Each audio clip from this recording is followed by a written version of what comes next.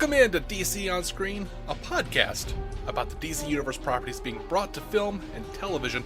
I am your host, David C. Robertson, and this is my co-host, Jason Goss. Hello. Oh, man. So, up front, this is going to be a long episode. There's a whole lot of stuff dropped. So let's get this out of the way real quick. We did a crossover with the Suicide Squad cast. We reviewed Batman and Robin, 2-part episode, 1 part on their show, 1 part on our show. Go check that out. Links in the description.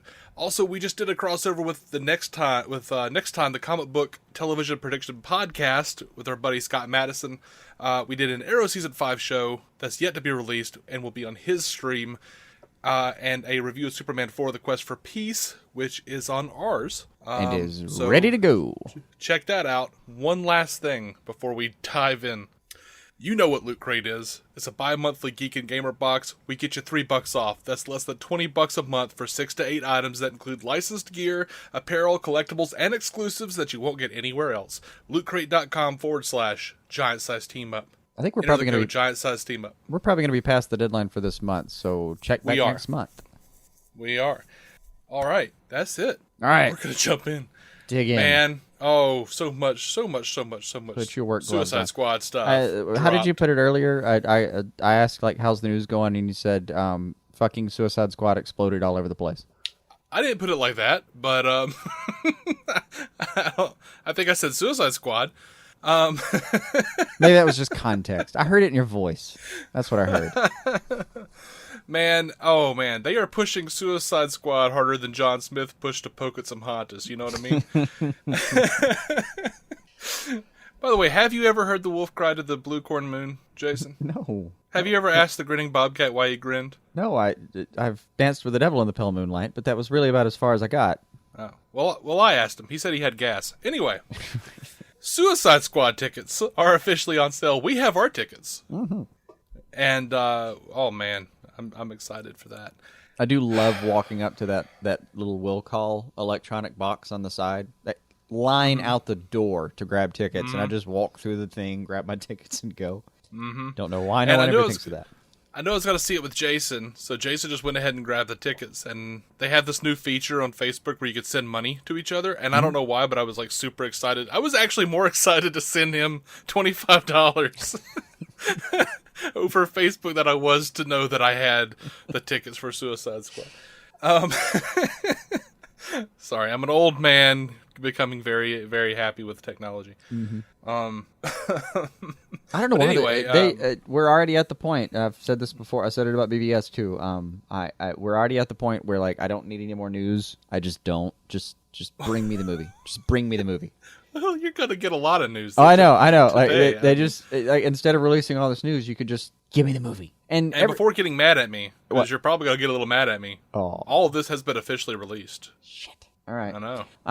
Also, everyone is down to see this movie. Like, I even asked the wife. Not the kind of person who's going to run out to go see one of these movies with me most of the time. I even asked her, though, like, hey, Suicide Squad? So, like, you know, like, Bethany's going, you wouldn't be the only girl or everything? I didn't get to finish my pitch. Oh, yeah, hell yeah, I want to see that. Yeah. Okay. At this point, even non-fans know this looks like a fun movie. Well, everyone knows that the man in the back yelled, "Everyone attack," and it turned into a ballroom blitz, all right? Everyone knows. Nobody's going to miss that shit. Right. And this first piece of neural news actually mirrors that statement. Suicide Squad is on track for a $125 million opening weekend. That doesn't surprise me a bit. I'll tell you what. I'll go one further. I'll bet they hit 45-ish at least on Thursday. They might. That's actually lowballing it. They're saying it might get up to. Oh, it might get up 60? 135. Oh shit. Yeah. So you saying for the weekend, for opening weekend or opening day? Opening weekend. Mm-hmm. Which is really good. So it looks like it's going to beat out Guardians of the Galaxy, which has the biggest August opening weekend box office record with $94.3 million. Let me put it this way: I'm looking for this movie to beat Deadpool on a few counts. I don't want it to. I don't have it. There's no kick coming here. I don't care. I love Deadpool, and I'm going to love this movie. I feel pretty sure. But I actually have my money on it beating it. I literally have my money on it beating it. The only way I'd be more excited for more Deadpool or Suicide Squad is if Deadpool were in Suicide Squad. And that would be fine. As far as I'm concerned, Deadpool could go anywhere and do anything. Yeah.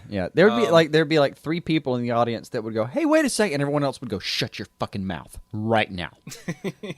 Deadpool's very existence comes directly from the Reading Rainbow opening credits song. Oh my gosh. Of course. So, right. Well, keep going till you disappoint me or infuriate me, whichever one it is you're going to do. So there's a huge dump of news over at Collider. We talked about some of this last week. That was in the big EW article, Entertainment Weekly article. But apparently, last year, a bunch of reporters went to the set, and they had like a big embargo on it until just now. So tons of stuff about Suicide Squad. They actually watched a scene, which we're going to actually get into a little bit. We've been talking about the rehearsal process, and here are some actual like full quotes from some people to this Adam Chitwood from Collider. Adam Chitwood, this is pretty much where I got all of this stuff. Like, he put down what I found to be the most comprehensive list of everything over the course of several articles. So Margot Robbie says, on the first day of rehearsals, Ayer encouraged the actors to bare their souls. She said, "I had done as much research as I possibly could. I mean, I'm still reading comics as we go. It's really hard to read all of them, but I guess it just takes it to a much deeper level, and he finds parts in you that relate to the character, which is something that you think you're doing when you do your prep. But then you start working with someone like David and realize that you haven't done that at all, and like subconsciously you were just using your top layers because you don't want to go to the deeper layers because that's, terrifying, and you definitely don't want to expose that in front of people that you don't know. But day one, we're in the rehearsal room in front of everyone I just met, and David's like, "So tell me about your childhood." It's immediately in deep, and you're completely exposed, and it's kind of awful, but ends up being extremely helpful for the character work and development. Jay Hernandez, Diablo, says, "There was a long rehearsal process. I got here pretty early, and it was a daily routine, sort of spending time in rehearsals and working with David and other cast members, exploring the characters, exploring the scenes, kind of figuring out who they were and where these moments would take us. A lot of times, they went completely different directions than I thought they would, sort of reading the scripts, and that was part of the joy, I suppose, of these rehearsal processes. We get to know each other as people. We get to see what we're going to sort of bring to the table on the day in terms of actors, and we got to sort of like try on different takes. Sometimes a scene could play 2, 3, 4, 5 vastly different ways, and we would explore all those options and kind of find what worked the best for us and for our scene partners. It was just a great process of exploration and really finding the character and getting a deep sense of understanding of who these people are and kind of where the story needed to go." This guy is thorough and maniacal. Kind of like him. Adewale Akinnuoye-Agbaje, who plays Killer Croc, is saying that the intensity of the rehearsals made the cast like a family, and it all became clear once cameras started rolling. He says, "We all trained together, everything was done together. We worked out together, we rehearsed together, we cried together, we hurt together, we laughed together. There was definitely a magical method to the madness. Once we began principal photography, we saw why David works that way, because it's such a solid bond, solid squad. You'll hear this from the other cast. It's so tight, and we support each other in getting through it. Once we came out of that intense training course, not only were we like a family, but we were pretty much ready for anything that he was going to throw at us." God, it really starts to remind you of like one of those summer camp adventures where you do a skit at the end. Is that what it's reminding me? I guess. I can see it. I mean, it sounds so much better than that, but... Right. But it kind of does. Was David Ayer just a camp counselor, or did he just watch a lot of Salute Your Shorts? Yeah, pretty much, yeah. Big fan of Hey Dude. There's a pull. You know they released all of that on a complete series DVD set. I bought it for That's Bethany. not right. I can't get Constantine on DVD, and I can get Hate. That's not fair. The world isn't right. Hey man, she's got Hey Dude. I've got Rocco's Modern Life. I'll stand by Rocco's Modern Life. As Ayer tells it, his process is all about making the characters as emotionally honest as possible. He says, as far as helping the actors, for me, is specificity to help them tap into their lives. Help them tap into their own experiences and their own hearts, their own families, their own traumas, their own pains, their own loves. Anytime an actor can do that is going to yield a better performance. I think a more honest performance. At the end of the day, like I said, sure, this is a movie about supervillains, but they're just people. They're just people. So long as the actors are emotionally honest, then the characters will feel real to us and we'll understand, because that's the film. I'm digging it, man. Yeah. I'm digging all of this. I really am. I mean, this guy showed up with a plan, and you gotta love that it sounds like he did a little bit, but I mean, obviously he knew the characters like that he was trying to portray, and it sounds like he knew the crap out of the source material, but it also sounds like he did a little bit of investigative work on his actors before they even showed up. And like already knew a couple of levers he was going to be prying at him, you know. Right. That's yeah. And the part I like most about this is that like this is all corroborated. No one's come out and said, "Ah, dude, like they're kind of playing it up. Like David was pretty cool and everything, but it wasn't like no one's done that. It's all just been like, yeah, no, seriously, shit was weird for a few months." Even Will Smith, who was actually pretty level-headed as far as I've ever seen his interviews go, even him coming out saying, "I've never met Jared Leto. I met the Joker." Absolutely. It all sounds fascinating.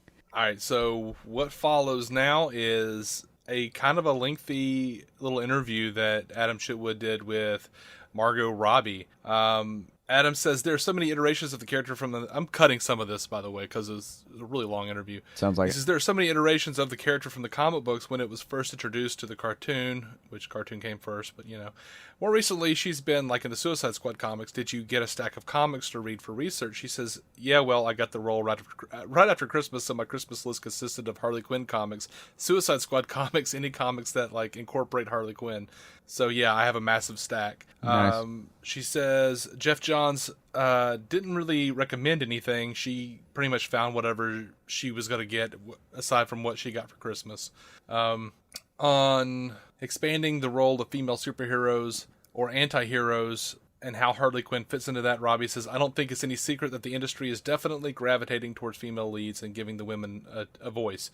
And I think they finally realized that women go to see movies as much as men do. Ticket sales are coming from them as well, so why not appeal to them?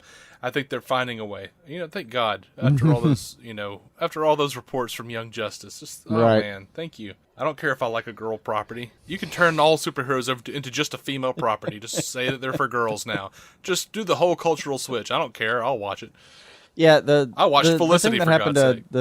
The thing that happened to Young Justice was just bad. I mean, that was brutal. She says, I think the superhero platform gives the female character, a relatability for the male audience as well. So I think that's why people are kind of gravitating toward female superhero characters and also female characters in general as big parts of the film.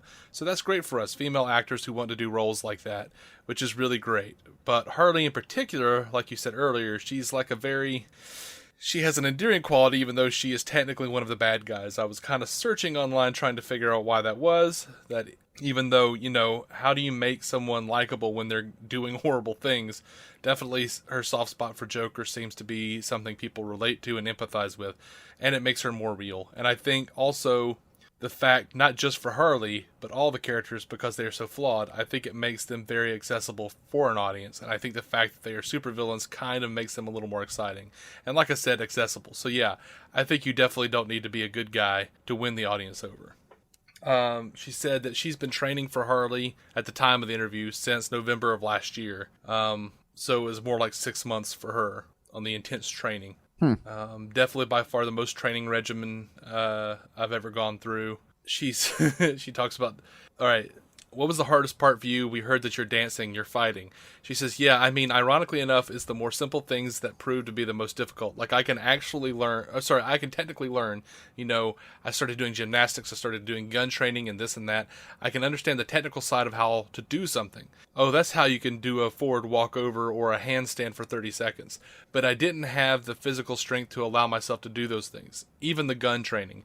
If I've done gymnastics for an hour and a half and I go straight to gun range and I'm holding a revolver in my left hand just in case I need to shoot with two hands. My hands are like shaking like this because my muscles are just so sore and just not strong enough to deal with that. But you have to be able to do that because on set, if you've got a close-up shot of the gun in the foreground of the frame and is shaking like this, you think Harley doesn't know what she's doing. She doesn't look scary right now. No, like she's definitely going to miss this shot. Wildly different scene if somebody's hand is shaking. Mm-hmm. So ironically enough, it was the more simple things that I had trouble with. It looked pretty simple when she's swinging that bat in her little promo. Mm-hmm. Adam says, can you talk about the psychological complexity of the relationship between her and Joker and what she basically goes over to the dark side for? What is it about him? Can you talk a little bit about the sort of Sid and Nancy thing that comes up? She says, yeah, I spent a lot of time trying to figure out their relationship because it's so easy. It's kind of like when your friend is doing something stupid in a relationship and you're just so frustrated. You're like, what are you doing? Why are you doing that? So it kind of feels like that when you watch it, when you're reading comics and Harley goes back to him and you're just so frustrated. What are you doing? So I was like, this is really important that I understand and I want to do the things that she does. I need to really feel like that's how I would react in a situation. I ended up landing upon codependency as the tact to take with that. And it turns out it's like a compulsion, I suppose. It's kind of when you start looking at it the way an alcoholic is compelled, needs to have a drink. When you think of it in those terms, like as an actual psychological problem, which codependency actually is in really severe cases of codependency. So the more research I did, the more it made sense for me to behave the way she behaved. I really dig how everyone seems to be really getting into a psychological place with the characters. I think, and have always felt that was one of the defining elements of Batman the Animated Series that really just turned me into a DC fan. So to hear these actors talking about all this just really excites me. Mm-hmm. Also, she's I really love that she went with codependency because it is the thing that has always leapt out to me about Harley. Mm-hmm. And it actually, with the Joker, too, it leaps out to me. It's just he's codependent on Batman. And so it's not... They might be a healthy, happy couple if he was codependent on her. Who knows? Maybe not a healthy one, but at least somewhat functional. But that really is... It's the first diagnosis I'd want to throw against the wall when thinking about Harley. Mm-hmm. Love that she's going with it. God only knows what I'd throw against the wall for Joker. A form of OCD of all things is maybe one of the first things I'd mention. Maybe. All right. So Adam says the producers compared Harley to Hannibal Lecter, where her power of words can mess up anybody. What does that involve for you in terms of how you speak or how you get into someone's head? Robbie says, yeah, that actually I found really difficult because I find myself in real life. If there's ever tension, I try to diffuse the tension, and that's just a natural reaction for me. Where for Harley, it's the complete opposite. And our directors really encouraged me to hone in on that aspect of her because it's something that doesn't come to me naturally, or most people who want to not be involved in confrontation. But she feeds off of that. So any opportunity in the rehearsal process where we get lots of improvising and stuff that's not even in the script, but you end up delving into quite deep places. And you're pretty aware that whoever's doing that scene at the time, the co-stars I'm working with, they're kind of feeding off of real things. So my natural reaction is to kind of leave it be or talk over it so that we don't have to. But that's not what Harley would do. If Harley saw that they've shown a weak spot, she would she would like a little scorpion, just like a little scorpion tail, just get in there. And I felt so awful, and so many times we did those scenes and I was just saying awful things and seeing that someone's struggling with something in particular and David's looking at me like, you better get in there. That's your window of opportunity right there. Take it. It feels really awful sometimes. That's awesome. He made her emotionally attack people on set. Yeah. Wow. And Adam says she was a shrink too. Did you study any of those tactics? And she says, yeah, I kind of wanted, funnily enough, I mean, yes, I had to look into that side of things where I did, and I'm just learning the basics of that and different mental illnesses and how you recognize them or whatever. But where it became most useful is we started doing rehearsals with Jared Leto, who plays the Joker. Mm-hmm. And he's a method actor, so he's in character all the time because he's got this facade up all the time.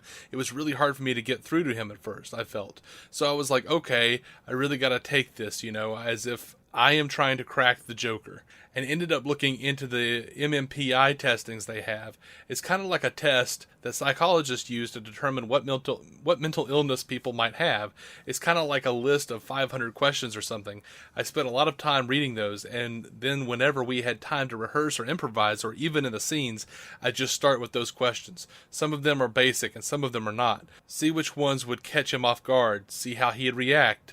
And I'd be like, oh, I'm going to go for this tack now. It's a lot of trial and error, but yeah, it was definitely interesting to do that side of things. Oh, it really makes you want like a behind-the-scenes reel. I totally do. I mean, behind-the-scenes are normally a little bit I mean, hey, look, everybody's having fun. It's just, hey, look at that guy that's only in half in costume because the rest of his stuff is CGI. It's funny, okay. No, this shit would be like, just... It would be a psychological thriller just to watch the behind-the-scenes of this film. Mm-hmm. It would be like the real life River Tam sessions. Yeah. I mean, that alone, like I would just love to see like a quick 20-minute little biopic of her trying to get into the Joker's head, as Jared Leto's like trying to figure out what his character's about, and she's helping him do it by like poking at different spots, and she's still like they're forming the relationship they're gonna have on screen. That'd be just oh man, it'd be fascinating. Because he's sitting there trying to be in character and like trying to get his there is no Jared Leto, there is no Jared, there is no Jared. And he's trying to do that the whole time, and she asks him something, and suddenly he's got to ask himself like who's she asking, and then he already knows he's screwed up, so he's got to come back, and oh man, it'd be wonderful. Love to see that. Yeah, I never will. Fingers crossed, man. Fingers crossed. I want it on record that I would pay for it though. If they send that shit out there, I will pay. Pay my Announce money. it right now. I'll be on Amazon and like I will pause this recording and go to Amazon. Oh man. Adam says, can you tell us a little bit about the costume and the hair and how you feel when you're done up as Harley? And is there a part of it that you love the most? And on the flip side, a part of it that you kind of hate? She says, funnily enough, the things that I love the most go very much in hand with the things I hate the most as well, because it looks so amazing when your skin's completely white and you've got tattoos and the wig's crazy and it takes 3 hours to do. So I hate that I have to. But having said that, without all the hair and makeup, I wouldn't feel like the character at all. When I am all done up and I don't look anything like myself and I start behaving very differently, and it kind of does a lot of the work for you, I guess, with the whole getting into the character side of things. He says, talking about the costume, in the art they released, which they have released artwork of different, gosh, why am my brain's just going away? They released a bunch of concept art. Too much that's Suicide the Squad news. phrase I needed. That's what it said. They did release a bunch of concept art, and we will talk about that in a little bit. But they did release some art. Harley is wearing stiletto gym shoes. Did you get to push back on that at all? Like, can I wear some real shoes if I'm going to be running around? What if we did something that actually exists? She said, yeah, when the process started. And he said, twist an ankle. And she says, oh, trust me, there was, yes. And anytime anyone on set complains, like, this is really hard, I'm getting tired. I'm like, everything you're doing, I'm doing in stilettos, okay? I'm doing as much as you. All these stairs we're walking up, I'm doing it in heels. Yeah, no, to begin with, we were looking at wearing docks and flat shoes. And then we did the camera tests. And I think it was pretty unanimous that, like, you'll be a lot better looking if you've got a bit of height. So that's when the powers that be stepped in and voted on a pair of heels. And then once I knew that it had to be a pair of heels, I was like, right, well, I want the most badass looking ones. And when I saw the Adidas ones, I was like, they are sick. It all happened quite quickly. And before I knew it, I was like, okay, yeah, so that's the costume. And I walked around in them for a day, and I was like, that was the worst idea ever. Oh, I'm sorry. Sorry, Margot. We've all done that, though. Put on a pair of shoes and thought, oh, these look really good. They feel comfortable. The next day you look at them and go, they're overpriced and they're not all that comfortable. But I've already worn them through mud. I guess they're going in the closet. We're gonna give this $10 worth of Dr. Scholl's and see if they don't get thrown away. Yeah. You ever had those shoes that, like, you just said, well, you've tried pretty much everything. You've thrown the $10 Dr. Scholl's at it. Still didn't really work out for you, so you kind of put them in the closet and think, I'll get to them again. And the next time you, like, think about them or open your closet, you look down, you're like, oh, those shoes. And they've got, like, cobwebs inside of them. Have you done that? Yes. Yes. Last time I did it was in high school, and ever since then I've learned that when I don't like a shoe, I don't like a shoe, and that shit goes to one of these little like clothes drop-off boxes. Every once in a while, like, I will go and taste a food that, like, every couple of years I taste a food that I know I don't like. Mm-hmm. Because every once in a while, my taste buds change just enough that I like them. Yep, that happened to me. Oh, yeah. So I kind of have the same feeling about shoes. Like, I don't know, I'm getting old. Feet are changing. Bone structure's changing. Maybe some shoes will be comfortable again. Let's see what happens. Or for the first time. Anyway, he says, we've heard the actors have been really integral to developing the characters with David when you first sign on. How did the character evolve once you signed on and had input and you guys talked through the character? How different is it now that first iteration was in the script? She says, yeah, that's a good question. Like I said, I had done as much research as I possibly could. I mean, I'm still reading comics as we go. It's really hard to read all of them. I just read this. What the hell? I guess I doubled that one. Write down a time to edit out. All right. Let's see. How wild are the scenes between you and the Joker? How would you characterize them? She says, pretty wild, crazy. I've never seen scenes like it before personally. It's next level. People better brace themselves. It's weird. They're a fascinating couple. Honestly, I find their stuff the most exciting out of everything. I'd watch a dialogue scene between them over, like, buildings blowing up and guns, which I love that stuff as well. But when they are just, or when they find themselves that they want to pick on is scary. Yeah, they're messed up. See, with her being so attached to the Joker, how does she interact with the rest of the squad? What is her relationship with them, and how does she fit in amongst them, being so completely enamored with the Joker all the time? She says, unfortunately, I mean, I was kind of banking on the fact that when Harley isn't around Joker, she's slightly less crazy than she is when she's with him. Only because there's a lot of plot points you need to get across, and there's a whole lot other list of characters that have their storylines and stuff. And I find acting 1000% crazy all the time is just totally going to distract from what we need to be focusing on in that particular scene. When it's a Joker scene, she's pretty nuts because he brings that out in her for sure. And when it's the rest of the squad scenes, yeah, she has her moments for sure, but she's a little, I wouldn't say sensible. She's never sensible. Mm-hmm. But she's a little more focused, I suppose. See, you said you went back and read some of her stuff to prep. What was there a particular story arc that you related to, a particular run that you liked the most? She says, I was obviously really interested in all the parts of how she became Harley and how she ended up in Arkham and why she wanted to be there. And then I couldn't really find too much more on, you find bits and pieces, but with the comic books, a lot of things, like some coincide and some are completely different versions, and it gets a little confusing. So you kind of have to make up and decide, I'm going to go with this version or whatever. Yeah, so there are lots of little stories like, I found that really fun. I always like her romantic storylines because I'm a girl and I can't help it.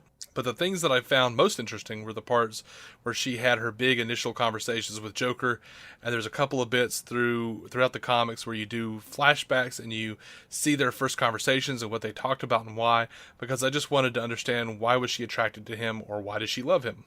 And Adam says, this is something I haven't seen, but Adam says, we see the Joker in the fetal position, surrounded by all these weapons with Harley looking over him. Have you shot that scene already? And she says, no, we haven't. I saw that too, and I was like, I hope they do it like that.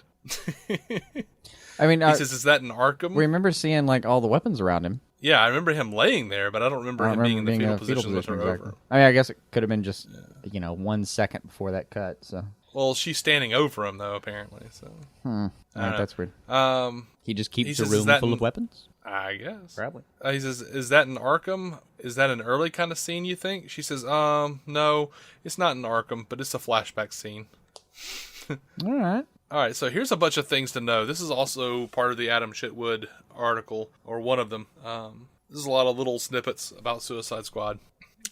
They began talking about, I'm going to go actually, if we haven't mentioned it already, I'll mention it, but I'm going to go in order of what he did.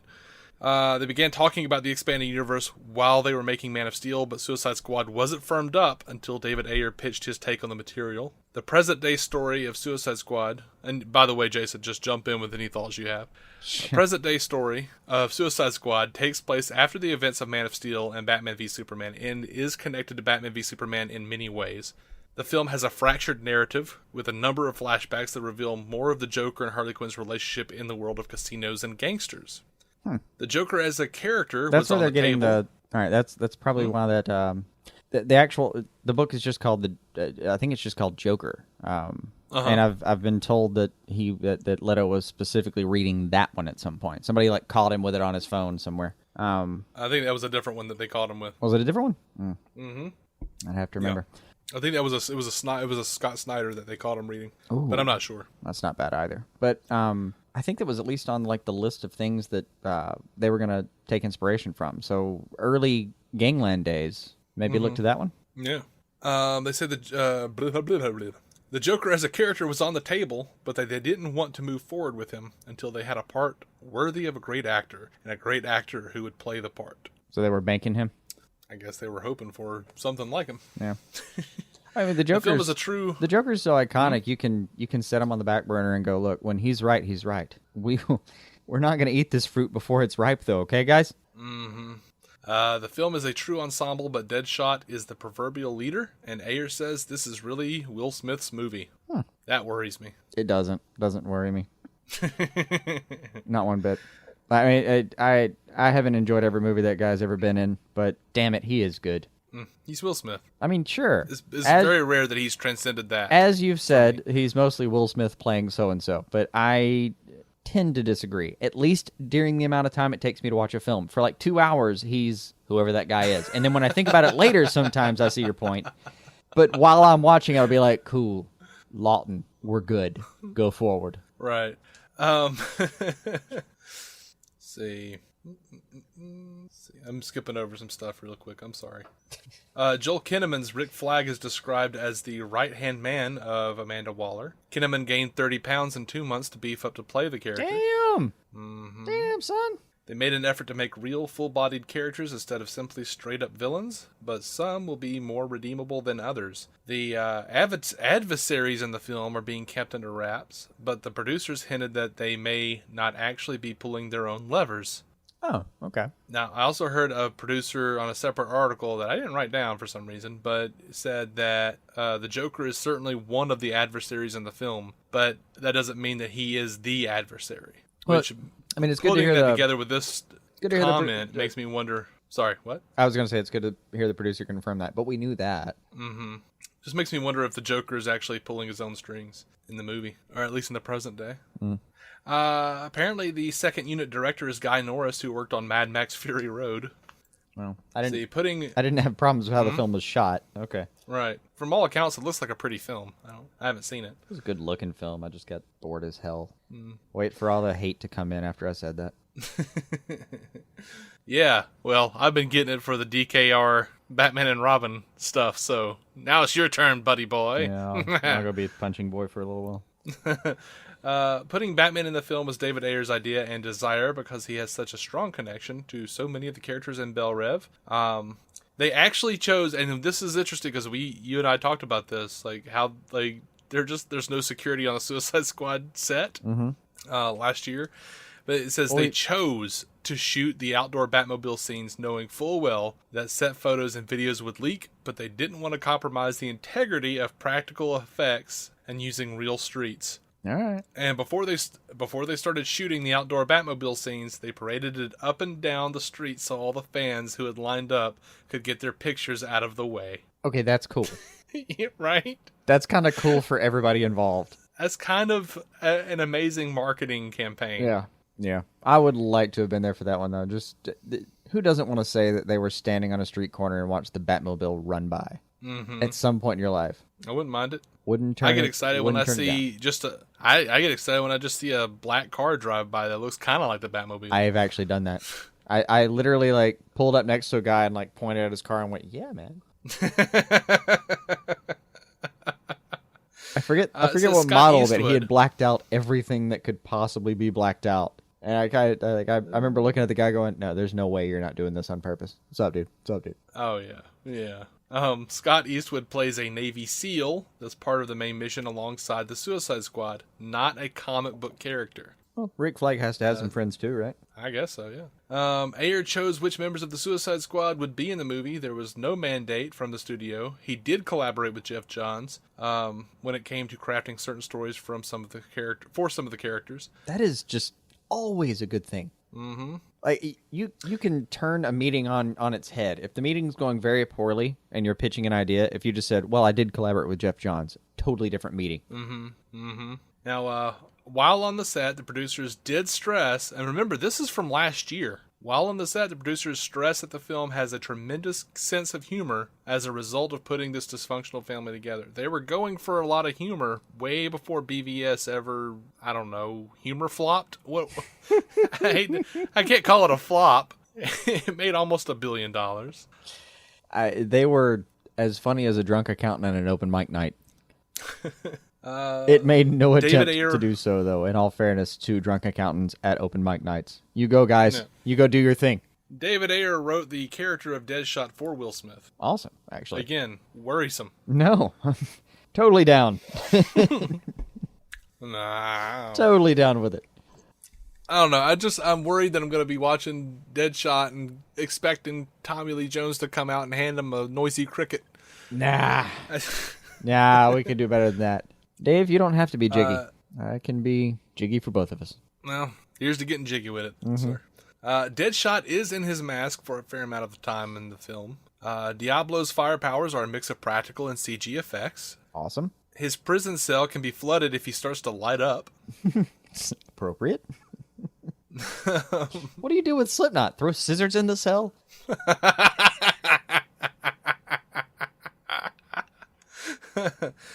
I really like this.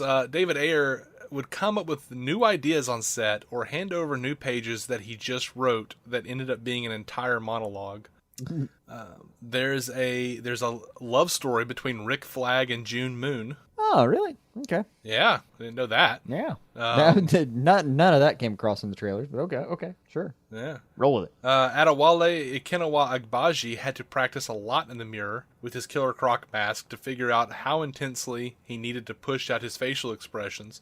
When creating the look of Killer Croc, Ayer and Akinnuoye-Agbaje wanted to ground him in reality as much as possible, so many of the skin tones are blended with the actor's real skin tones. The full-body Killer Croc makeup took 6 hours to put on. Jesus. I'm sorry, dude. I know. That was for research, Akinnuoye-Agbaje. For king and country, we respect you. Yeah. He went down to the Everglades in Fort Lauderdale to watch and videotape crocodiles.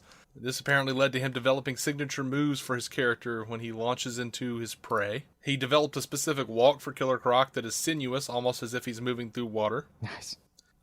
He deliberately kept himself away from the cast so that they would be wary of him. Just wanted to have that surprise factor every time he came in there? I guess so, yeah. He has a Bronx accent. He worked with a dialogue coach to get it.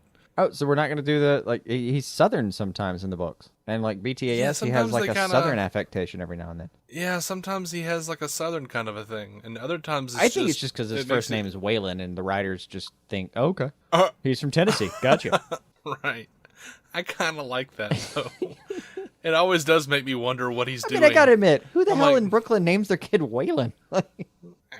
Well, pushing against type, there is also Waylon Smithers. Sure. On The Simpsons. That feels more Midwestern than anything, though. Although they've never admitted where. Right, sure. I want to acknowledge that you have apparently practiced pronouncing this guy's name. And I'm not trying to call you out. I'm trying to reward you and say, good job. You've put effort into that. Because it's one of the hardest names we have in all of our podcastdom to pronounce. Yeah, and we are pretty difficult. Historically very terrible at that. So I haven't even bothered to try. Good work. Thank you. So the back of Katana's jacket says Soul Taker. And her costume and we were wondering about the sword. Right. We were sitting there going, I wonder if they're going to go for that. Yeah. A quick back of the head shot would have taken care of it for us. Yep. Her costume is covered with calligraphy that means 1,000 years, Soul Taker, and For Him I Weep. Ooh, cool. Ayer wanted all the Suicide Squad to come from a very gritty, real-based urban world, design-wise, with Joker at the top of the criminal underworld tree.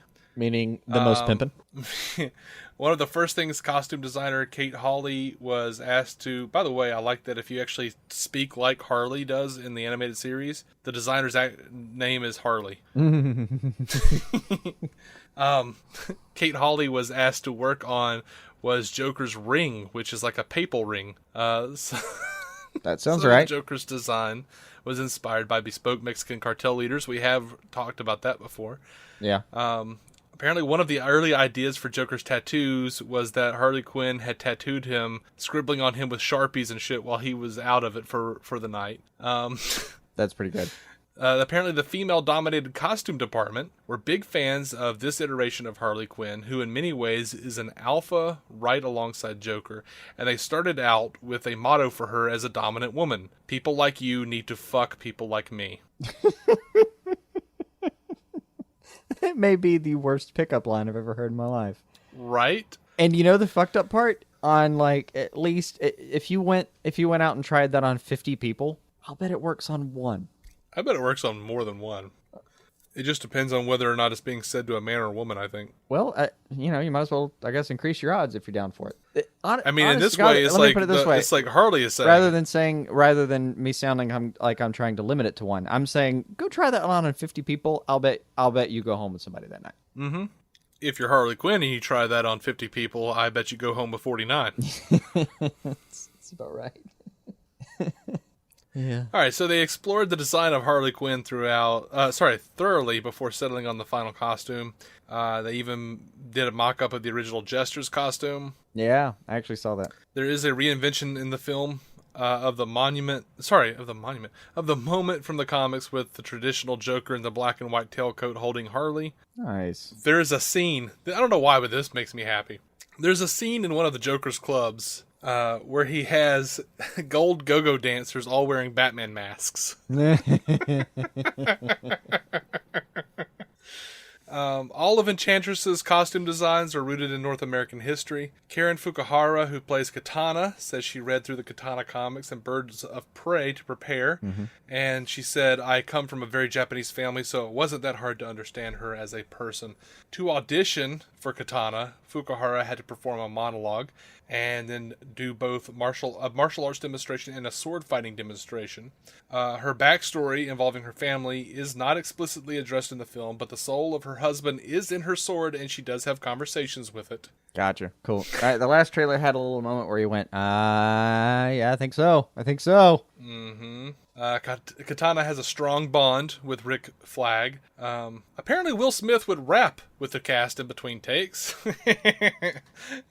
I think he just kind of does that on the fly sometimes. They must have a weird home. You know, Jada Pinkett Smith has a hardcore metal band? No. Yeah. That's disturbing. Yeah, Fish Mooney has a hardcore metal band. This is a real thing. I'm not lying to you. I'm not, there's no leg pulling happening here. That's a real thing that can be found online. You can find footage of her and her hardcore metal band. I'm doing that as soon as we stop this episode. Surprised you have the discipline to not stop it now. It's got to be a weird house, and you know the thing, like they've been married for so long that you got to think they've tried to combine them just for the hell of it. I want tapes of that. Maybe. I say that, but like I've heard tape of like Two Virgins from John Lennon and Yoko Ono, and it was just maybe one of the I've listened to those records, and it was one of the worst things I've ever heard. Mm-hmm. I say this being one of the biggest John Lennon fans I've ever met. So shit. Things get weird. I don't know, man.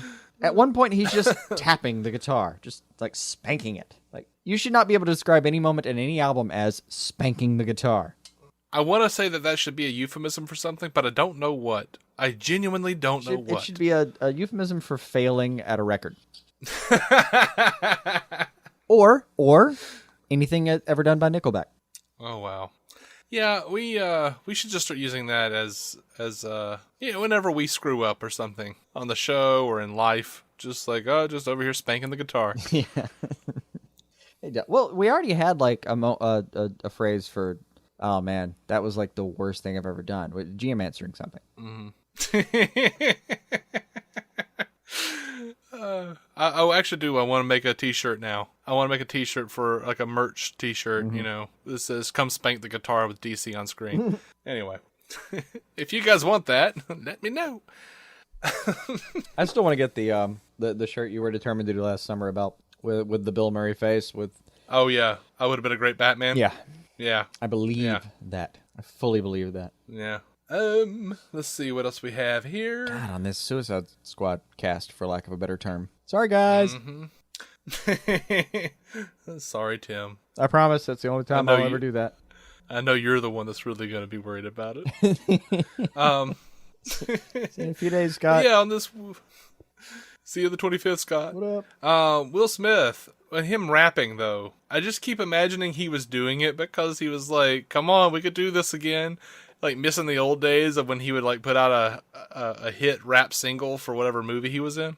Oh, like, he was just auditioning for the producers all the time, like hoping. Like, you're thinking it was... Hey, I hear you guys got XM. I hear you guys got X ambassadors and like Ty Dolla $ign, and the soundtrack could have one from Will Smith, Big Willie style. No. Okay. Okay.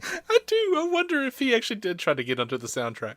Anyway, I think he has a little more dignity than that. I don't. I saw this man on a British program rapping the Fresh Prince of Bel-Air lyric song a year ago. Yeah, but that's actually cool. I mean, like that. I have a little bit of respect for that because it's there's maybe it's legit in a way. It is legit in a way, and actually, it's kind of cool that he still knows all the fucking words. Like I think I could do it if I was hearing the thing at the time. Like if I was watching the opening credits, I think I might be able to actually remember all the words. Yeah, I mean I know all the words. Yeah, even to the extended edition that was on the album. Oh dear God. Yep. Dear God, I didn't even know there was one. Yeah. See, the truth is, I've somehow become one of the biggest naysayers for Will Smith because I started out as one of his biggest fans. It was Wild Wild West, Will. It was Wild Wild West. He just wants to ask you now, why don't you want me? Wild Wild West and Willennium. That is why. A lot of people were betrayed by Wild Wild West, but by Willennium. But let's face it, Wild Wild West was John Peters. We all know that. That was John Peters shitting on two very important people at the time. Well, it was also Will Smith shitting on the Ghostbusters. Okay, well, that happened too. In the Wild Wild West song, he said, "Who you gonna call?" And then they go, "Not the GBs. Who the hell else would the GBs be after who you gonna call?" I think we know. All right. I really don't have that big of a problem with Will Smith. I really don't. just those. You just never know from him. Just those 2 moments. Anyway, moving on to I'm sure another shitload of Suicide Squad news. Yeah. So early designs for the Joker included the iconic purple suit, but then after Jared Leto signed on, the take on the character was evolved. So they saw him in the suit and went, "Yeah, we can do better than this." Apparently, and I kind of don't know how this works. In order to keep the film's secret secure, no one got a hard copy of the script. It was all done online. That seems antithetical. It actually does. What you're trying to accomplish. Don't be wrong. There are many secure ways to pass a piece of digital information from one person to the other. But by the way, you know why Midway City is called Midway City? Who's that? Because it falls midway between Gotham and Metropolis. Is that for real? Is that a real thing? That's what they're saying for this movie, yeah. That's hilarious. I don't know how much I like it. At some point, I'm just like, hey, wait. So, like, everything that ever happens superhero-wise pretty much takes place in this little, like, crescent. This, like, crescent of superhero civilization. Well, there's more. There's all kinds of other places. There's presumably a map full of things. But it might as well be named, like, hey, you hungry yet, city? Or, hey, need a little bit more gas, city? Right. Hey, we keep gas prices down just so you'll pop in and buy Doritos, city. Yeah, that's what happened. That's kind of hilarious. I guess. I don't know. So Adam Chitwood talks about how they went to the War Room, which was plastered with promo photos of the cast in full costume, as well as fantastically dark and violent concept art. There was a massive soundstage that was in the process of being converted into a train station that would figure into the film's third act. We've seen glimpses of that. With a smaller soundstage. Organic-ish looking creature.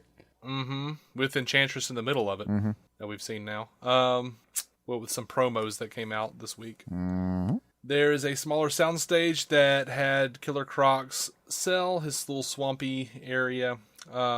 A brief look at an outdoor set that had been converted into a Midway City street in the midst of a chaotic action set piece. That sounds like Light 'em Up. Mm-hmm. He says, there are many different ways a Suicide Squad movie could go, but Ayer summed it up rather nicely by explaining that it's something like a Batman movie from the villain's point of view. The film isn't entirely linear and involves plenty of flashbacks, but the present-day scenes begin at Belle Reve Prison, a penitentiary located in remote Louisiana that officially does not exist. The purpose of the prison is to house individuals that have superpowers whom the government doesn't entirely understand. All of the Suicide Squad members have their own separate cells and have no interaction with each other until Amanda Waller is in need of an expendable team of assassins, that is. The Joker, meanwhile, is holed up in an old, decrepit Arkham asylum where Harley Quinn is also being housed. Quinn is considered so psychologically dangerous that she is held in a Hannibal Lecter-style cell that's entirely open, and the guards are continually rotated so that she can't get too deep inside one person's head. That's just fucking awesome. That's just fantastic. Oh, that's good. He says it is. Oh, wait, I am a little curious about this. Does that it sounded a little bit like the Joker's just kind of holed up in this abandoned prison where they're also keeping her? Are those adjunct thoughts, or are they? I think so. So he's just like sneaking in, like they're bed buddies and just keeping her on the DL. I don't know if it's. I think he's probably just, I don't know, as stuck in Arkham as he ever is. Sure. Yeah. Like voluntarily, he's just sneaking around there and staying there. I mean, I would love the idea that like she's upstairs being held by this, giant team of government workers, and he's just downstairs in the basement torturing people, going, "Yeah, she's just up there." Yeah, I don't know. I would assume he was actually, to some degree, being kept there. It just, in the trailers, it hasn't looked at any way like he was incarcerated. Well, no. I mean, there's one moment early on where she's still Harley Quinzel. So, but other than that, he's looked like he was a free man. There's also a scene that came out in the new trailer that they just released today, I guess. It had to be the third, right? Where he comes barreling out of the back of what looks like a prison truck. Mm-hmm. So maybe he does escape. I don't know. But I thought about that too. Like, for him, a prison truck, we're talking about a guy who wears pimp alligator purple jacket, which, by the way, I wonder if that offends Killer Croc.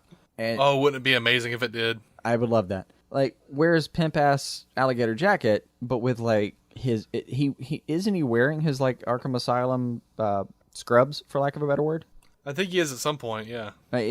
He's in, like, that's part of his, like, hey, I'm going to be comfortable today, and if you have a problem with it, I'll kill your ass outfit. Mm-hmm. So him just driving around a prison van because he thinks it's funny, that plays to me completely. Yeah. I have no reason to think that he's necessarily escaping because he was in that van. Also, he's really well dressed to have just escaped prison. I just feel like he would have a couple of thugs. He would have some people bring him clothes. A little bit of bling. Yeah. Hey, guys, I'm not going to make an exit from a prison van after escaping in a jumpsuit. You bring me the appropriate clothes. Right. They also said, Adam also writes, the production team was fairly guarded in terms of story, but one of the most enigmatic characters appeared to be Enchantress, played by Cara Delevingne. We will see her full transformation in the film as she begins as June Moon, an archaeologist. She undergoes a number of costume changes that reflect her evolution over the course of the movie's runtime, and the battle between June and this supernatural being Enchantress rages within her. She has a strong connection to the Suicide Squad in the form of a romantic relationship with Kinnaman's Rick Flag. So, as new promotional materials are coming out, and something that's said in this scene that we're going to talk about here in a little bit, it really does seem like starting to sound like it, right? It might not. Well, I don't think she's going to be the big bad. Think she's going to be the red herring? A bad. I think there's going to be three. I think they were like there's three. Like that producer was saying, I think there's the adversary. I think Enchantress is going to be one of them, and the Joker's going to be one of them. Sounds right. Now, in the official synopsis, when they finally released it, it was an enigmatic character that they used the same adjective. Mm-hmm. That's not a word that's in a lot of people's like toolbox. It just doesn't come out a lot. That seems you very think it's specific. The Riddler? Of course. Is it a mystical Riddler? Of course, I think the Riddler's there because he was there in BVS at Wayne Manor, and yes, of course. I mean, it obviously could be a coincidence, and it could have been someone who read the synopsis the day before and went, "Oh, I haven't seen that word in a while." It was on their mind. Fucking who knows? But that is a very specific word for just in general. So on the Joker, also spending a lot on her costumes means that they've invested a lot in her character, just in general. Yeah. So you take the average, and we're gonna have a lot of screen time with Enchantress. Also, I'm down for on their little. I don't know if you were going to talk about this later or not, but they've got these little like 20-second promos for each character. Yeah. You sent me a link earlier, and I was delighted by each of them. I laughed at Slipknot's, but other than that, I laughed that there was one for Slipknot. Yeah, I kind of thought, oh yeah, for the guy who it looks like is clearly going to die early on. Yep. So 2 characters though have like I can't remember if it says power level or just powers or whatever exactly it says, but it says like amount of power roughly unknown. Enchantress and Diablo, they both pretty much say, I don't know what the fuck these guys can do. Like a lot, but we don't know what the level is. I liked that it said that she was like 63,000 or 6,313 years young. Years young, yeah. Diablo's core temperature is 666 degrees. Okay, all right. The little things that make me laugh. Yeah. And apparently, Captain Boomerang fetish pink unicorns. Yeah. Is that a shout out to Deadpool, or was Deadpool a shout out to that? Wasn't there like some kind of a screwing a unicorn thing in Deadpool? One. I don't think the color was specific. I think it was just unicorns. Okay. Seems like there's been a lot of unicorns lately. That's all I'm saying. Just a lot of unicorns in superhuman movies, which is odd. Just odd. It is. You might dig that in the comics. Sounds familiar, but I'm getting old. I can't remember it at all. It might end up being historically a meta joke about how this period of all this super media is a unicorn. Just a little subliminal joke that we all didn't notice until 50 years later when we couldn't find Batman any damn where on screen. Yeah. So anyway, jumping over to the Joker, what Adam says about him, he says, when Ayer met with the producers and Warner Brothers executives for the film, all ideas were on the table. It was Ayer, however, who really wanted to include Joker in the narrative, and he worked heavily alongside Leto to develop this iteration of the Joker. He went through many permutations, and we saw plenty of concept art that showed the evolution of these concepts. I would kill to see that concept art. I really would. Yes. Most striking was the character's signature purple suit, which they originally planned to include, but after Leto signed on and the character evolved, it no longer suited this version of the villain. Leto is a method actor, and everyone we spoke to on set told us he remained in character the entire time he was on set. Ayer admitted that he had been keeping Leto separate from the rest of the cast during production in order to further enhance their performances, and given how intensely he worked with Leto during the development of the character, he was able to direct Leto and /Joker on set using a verbal shorthand. Oh, wow. Joker's tattoos are one of the first noticeable differences Ayer and Leto brought to the character, and some of the early designs worked from the idea that Quinn would scribble on Joker with a Sharpie while he was out of it in Arkham. This idea, like many others on the production, evolved over the course of the development. A recurring theme on set seemed to be Ayer's willingness to change and alter things. He was not married to an idea simply because it was worked out months earlier. I like that a lot. Yep. That makes me happy. Yep. Something that was kind of fun and actually did not concern me about Will Smith, though. Will Smith says that his role in Ali helped him build Deadshot. He says, I was there when they were building him. These are the stunt ones, but they are actual Glocks, real guns that actually fire. I got to go to the gun range and fire them for real. So there's a crazy weird kind of power thing, having them strapped on and actually shooting them. And you get the real sensation, you know, of what it would be. These are fake, pointing the guns at the group, laughing. There's you still shouldn't do that, Will. There's the martial arts, and, you know, for me, ask Brandon Lee. There's the martial arts, and, you know. Oh, Dave. There's the martial arts, and, you know, for me, it was cool coming from... I was using the base that I got from Ali from boxing, so I wanted boxing to be able to punch and shoot. So that's sort of the fighting style. It's a punch and a shoot. Mm-hmm. So it's really cool and it's fun. It's like something you've never really seen before. So you get the same movements, like bang, throws quick punches, ending with gunshot. He's like, really? It's like little boy heaven. Which is a phrase, by the way, that I never wanted to hear. But I always thought I'd hear it from Michael Jackson instead of Will Smith. It's like little boy heaven. No. That's one of those phrases that it awful. should be so naive that Will Smith is just thinking about, like, yeah, when you're in the backyard being like, I'm going to beat you up, blah, blah, blah. Like, Yeah. No, this is the time when it was okay for that phrase to appear.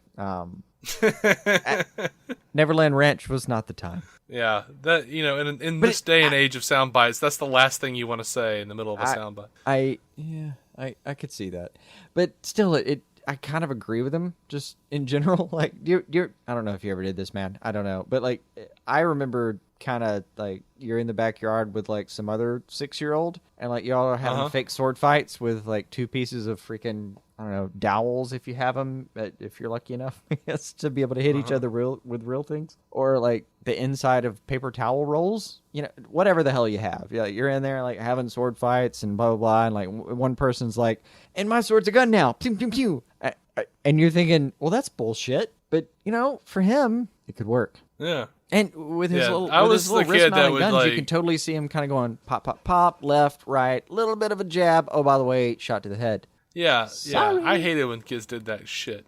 Oh, yeah, I didn't enjoy it. I was like the kid that was like, no, those are not the established rules of this game. Yeah. Oh, man. Good Lord. This is already the length of a regular news episode if we covered everything, and we're not past Suicide Squad. I know. On Harley's outfit, the concept art shows 2 different costumes that she could have worn. Kate Hawley, the costume designer, says she got the idea for Harley's costumes by looking at Instagram accounts of Mexican drug cartels and the attire that rock and roll icons like Debbie Harry, Courtney Love, and Patti Smith wore. Harley's sex appeal came from her own sense of style. She didn't dress sexy to impress the Joker or anyone else. She's a girl's hero, Hawley said. Oh, dog. That scared me. Story, by the way, actually is a girl and was not impressed with the costume. Right. She's a girl's hero, Harley said. It was understanding how do we make her feel sexy by owning it as opposed to what a man thinks is sexy. Adewale Akinnuoye-Agbaje is talking about Killer Croc's tortured childhood. He says, we're not about just making this beast. We're making a being. He's somewhat tortured and abused from his childhood. It dictates his reactions from him wanting to go underground. He's always been ostracized and ridiculed for how he looks. What he's done is embrace that. Instead of saying, I'm ugly, he says, I'm beautiful. Instead of going underground as if he's hiding, he says, this is my kingdom. He's kind of reversed some of this childhood abuse into allowing him to become what he is, which is really the next really threat to great. take over Gotham. Really fantastic, actually. Yeah. Not just the ostracized, like he's become Flipper Boy. That's really what his ultimate goal is. One of the reasons is probably because, obviously power, respect, but people liking him. And if you don't, you're going to have to if he's got power. So all those elements play into it. And he's relatively invincible and giantly strong. So might want to consider having a good relationship with him.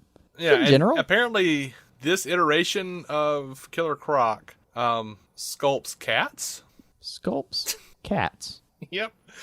He says the anti-elf. Yeah, and they talk about how he has a soft side for children. Again, Flipper Boy. But he says, I think if they went back and pulled from that episode, fuck yeah, man. Right. But on the cat crafting, he says, I think it's pretty much how he expresses himself. He's very primal, carnal. He's a creature, and those felines, those are his brethren. And so if he's making sculptures that reflect that, it may be a pet that he may have had when he was a child. Things like that. He's very creative. Again, another aspect that you're going to see him that you're going to see to him just when you think you've got him pegged. He does something very surprising and makes these beautiful sculpted pieces. It's a testament to the gentle, creative side of him. David is very much about bringing that out and juxtaposing it with the visceral, vicious, barbaric creature that he has to be when he needs to be. That is fantastic. Yeah. Please and yes. So here is a Suicide Squad scene description. I'm just going to read you what this guy wrote here. During a set visit to Suicide Squad... What? This is still, like, most of what we've discussed in the last... God, it's been an hour. Has been in the morgue for, like, a year, right? Mm-hmm. So this is still... It was embargoed? Mm-hmm. Yeah. During a set visit to Suicide Squad's filming locations outside of Toronto last summer, comicbook.com, this is comicbook.com, and select other press got to take an in-depth look at much of the Midway City that had been built. After seeing a few of the cell blocks at Belle Reve Prison, a mystical cave, I don't know what that is, but a mystical cave, everyone. I don't know. The Enchantress? third act, yeah. The third act climactic location of the train station, and a peek at the John Ostrander Federal Building. Okay. We went outside to walk the streets of Midway City and see a scene being shot firsthand. The city is a fairly typical sprawling metropolis. Toronto stands in for the city in some scenes that were shot on location, with high rises that make for massive outside corridors. A crashed helicopter down the road is surrounded by the now infamous black goo, which we also saw in the costumes of the Eyes of the Adversary, the enemy foot soldiers of the film, in the train station and elsewhere. The street ends at Petty McTipsy's bar, which we see in the trailers, becomes a staging ground of sorts. Here are the spoilers, the big spoilers. In the scene taking place around the end of the first act of the film, the squad has been sent out on their mission. They have not, however, been told what it is exactly they're going up against. Standing out in the rain, Deadshot stops and starts to argue with Flag. "You know exactly what we're walking into, don't you?" Deadshot asks. "I'll tell you what you need to know. That's how things work. You know I own a Ford pickup truck with a blown engine? Not everything is relevant," Flag responds. In a moment of levity, Harley walks up to the two of them and peeks between them. "Hi, guys. Lovers spat?" she says with a smile. Deadshot dismisses her and turns back to Flag, saying, "Tell everybody everything they need to know." It seems Deadshot found a dossier in the crash that gave him a better idea of what it is that they're walking into. 3 days ago, a non-human entity appeared in a subway station. First, they sent the cops. It killed them. Then they sent the army. Killed them too, Flag explains. Then they sent me and a woman with incredible abilities. A witch, as in brooms and black cats. Nobody could get near this thing, and the witch could, so the plan was to hand her an anti-demolition charge. She drops it at his feet, and we fly economy back to D.C. Needless to say, the whole thing was a bad idea. Now you know. With that, Boomerang confirms it. The squad is going after Enchantress, and whatever the adversary is. There's no one the smallest bit concerned about going to war with a witch and a giant magic monster, all 'cause some old duck is dead, he asks. Then they head into the bar out of the rain to grab a drink and figure out what the next step is. That's fantastic. You knew the bar scene was going to be the, things got too contentious, and we're going to bring it all back and bond a little bit scene. Mm-hmm. Money's there. But, yeah, that all sounds good. That all sounds good. It does. I find myself getting wrapped up even as I hear the lines. Mm-hmm. So, I'm an easy date, Dave. An easy date. So that wraps our Suicide Squad news for the week. Shit, you're kidding me. Yeah.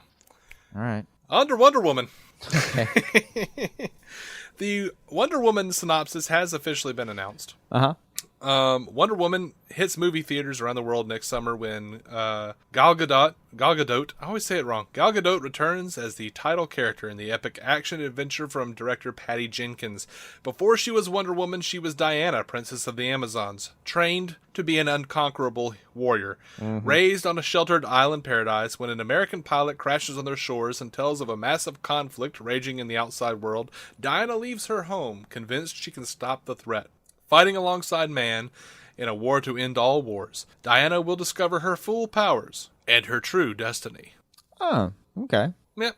So, last week we talked about this. The Wonder Woman screenwriters were announced. Yeah. And they said it was Alan Heinberg and Jeff Johns. Well, apparently, that while that is true, the story that the script was based on was written by Alan Heinberg and Zack Snyder. Wait, what? So what? Yeah, that's just confusing. Or you just threw Jeff Johns in there to validate something? No, that's not what happened. The story was written by Zack Snyder and Alan Heinberg, and then it looks like Alan Heinberg took a swipe at the script, took a first draft, and then Jeff Johns took a swipe at the script. Oh, all right, we're in good hands. We're fine. Yeah, we're fine. Yeah. That said, even the people who are completely off on Zack Snyder right now, come on, man. Jeff Johns took a swipe at it. You'll be all right. Also, there are a lot of people kind of bitching and moaning on the internet right now about how, like, not one woman wrote the thing for the thing. And then, I saw a number of people were mad because no one, they're like, no, why am I not hearing that, or why am I seeing that no one is mentioning that Alan Heinberg is gay? Well, there you go. I've mentioned it. I don't know what it means. It's completely irrelevant to anything that's happening I know. right now. But that was a big thing on Twitter earlier this week. But okay. I mean, I guess that's also news to like right. people not in his life. Like, what the hell? I don't know if that's like a thing. Like, he's not a straight man. That means he's qualified to write a woman's movie. That is not at all what that means. Just I don't know. Not even. Not even I'd like to point out, world close to what that means. Never mind. So, going along with this sort of line here, Wonder Woman, you know what? I actually started thinking of her as Wonder Woman. Gal Gadot. That's fine. Explained in an interview with Entertainment Weekly why she thinks that Wonder Woman needed a female director. She says, I think only a woman who has... Sorry, the movie is a story about a girl becoming a woman. I think only a woman who has been a girl can be able to tell the story in the right way. I'm lucky in that I've worked with men who have a lot of respect for women, but working with a woman is a different experience. It feels like the communication is different. We talk about emotions. I kind of wish she could have worked with David Ayer. Oh, God. She might at some point. This saga has not been told. So what was Jared it like Leto when posted... your entire island ostracized you? Like, it's the first thing he's gonna ask her. Yeah, it's like when you were 12 and something weird happened and like everyone in your life left you. What was that like? Yeah. By the way, speaking of Wonder Woman, has it at all at any point? I know it's nitpicking, but has it at all at any point bothered you that she doesn't have blue eyes? Not even a little. That's one of those things where I'm like, okay, yeah, it's fine. I'm not saying she shouldn't be Wonder Woman. That's fine. No, for two reasons. Why wouldn't they give her contacts? Why wouldn't they give her contacts? For two reasons. One, I don't give a shit. And two, I have a genuine problem remembering eye colors. Oh, okay. I mean, well, see, I don't. I just do. Like, I couldn't... how long did I live with you? Like 2 years, 2.5 years, something like that? I don't know what your eyes are colored. I have no idea. I have had to, like, memorize what my wife's eye colors are. Because she keeps looking at me and scowling every time I don't know. So I had to just sit there and, like, repeat it until I memorized it. I for some reason, do not remember eye colors. It's a weird blank spot in my memory. Right. I can remember if somebody has crazy eyes, what they do with their eyes. I can give you personality, like, concepts, but not color. Don't know why. It's just, it's one of those things where, like, every iteration I've seen of Wonder Woman has had, like, blue eyes. Like, I don't know why. It's just weird for me a little bit. Like, somehow I remember them as, like, brown eyes half the time. I don't fucking know, man. I'm not the person to ask on that, though. I just feel like she should have blue contacts that Zack Snyder can then, desaturate. So she can have navy blue eyes. Right.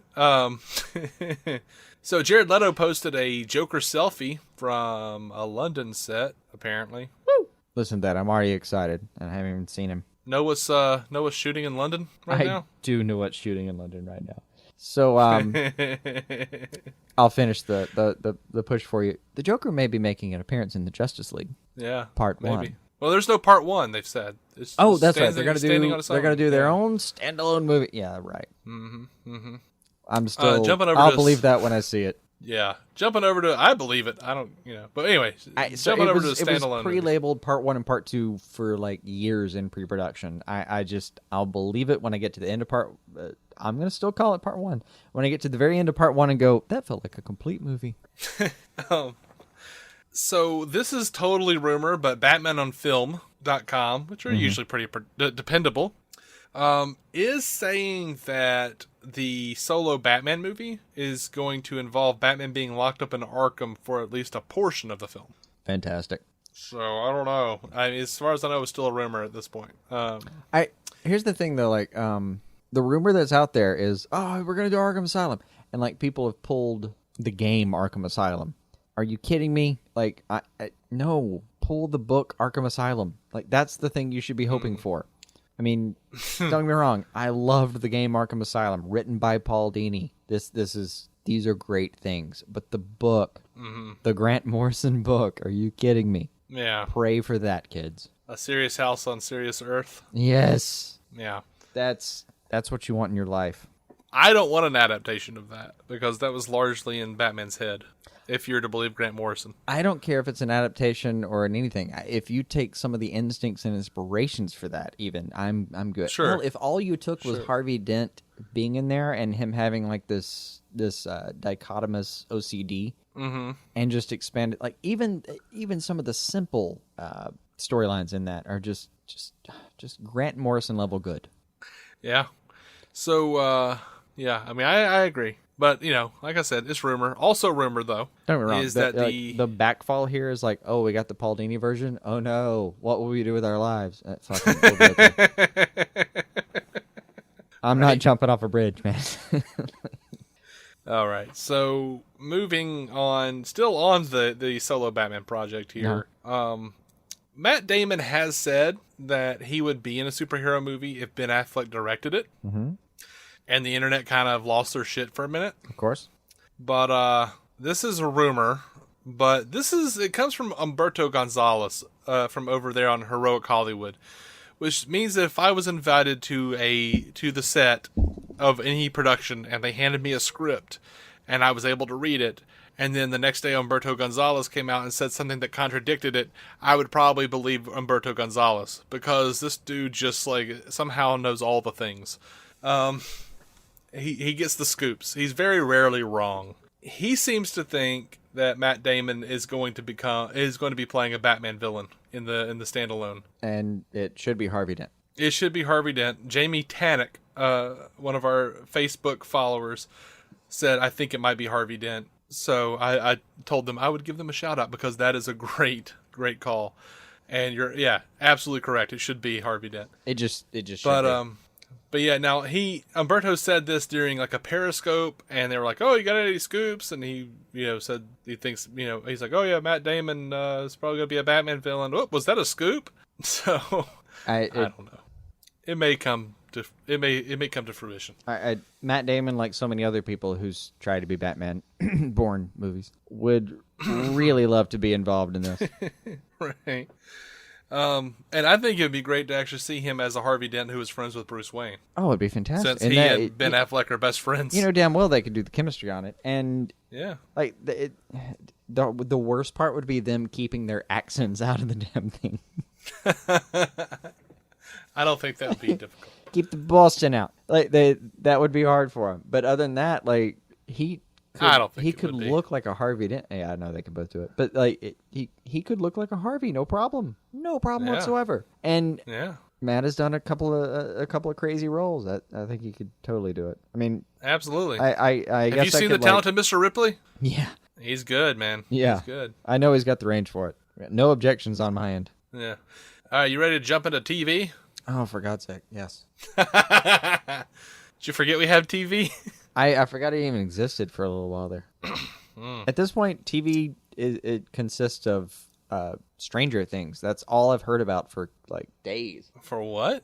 Stranger Things. Have you heard about that on Netflix? No. Oh yeah, I have heard about that. Yeah. You know how just every now and then, like every person you've ever known erupts in this violent discharge. If you should watch this, apparently Stranger Things. Okay. So help me. Well, I'm gonna watch it. Right now, I'm Netflix binging on The Wonder Years. Oh, okay. All right.